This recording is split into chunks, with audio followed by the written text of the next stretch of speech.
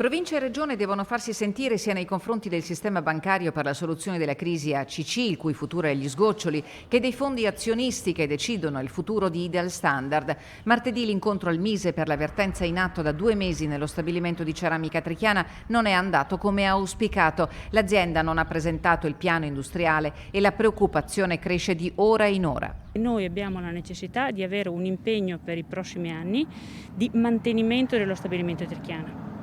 La questione della pandemia, della difficoltà di fare previsioni, nulla ha a che fare con un impegno che l'azienda può e deve prendersi per il futuro dello stabilimento. L'azienda ha preso a pretesto il Covid, che non può essere una scusa per non dare garanzie e rassicurazioni ai lavoratori. Se non arriveranno risposte dall'incontro fissato per il 15 aprile, i sindacati continueranno la mobilitazione, coinvolgendo il presidente della compagnia e i fondi azionisti che la sostengono. Nel pomeriggio a Trichiana la visita del presidente della provincia, Roberto Padrin.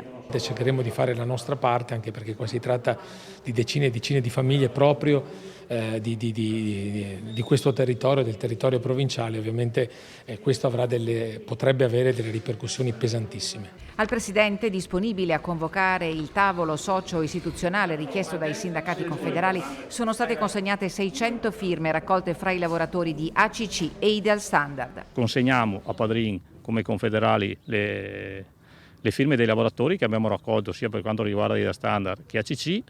Stiamo chiedendo un forte supporto del territorio, quindi della politica territoriale con il Presidente della Provincia e il Presidente della Regione, perché sono due realtà il cui futuro si gioca adesso, si gioca in questi giorni. La nostra richiesta è di creare un tavolo provinciale di crisi di queste industrie della nostra provincia e non solo di queste ma anche di quelle, viva Dio, speriamo di no, che potrebbero arrivare in futuro.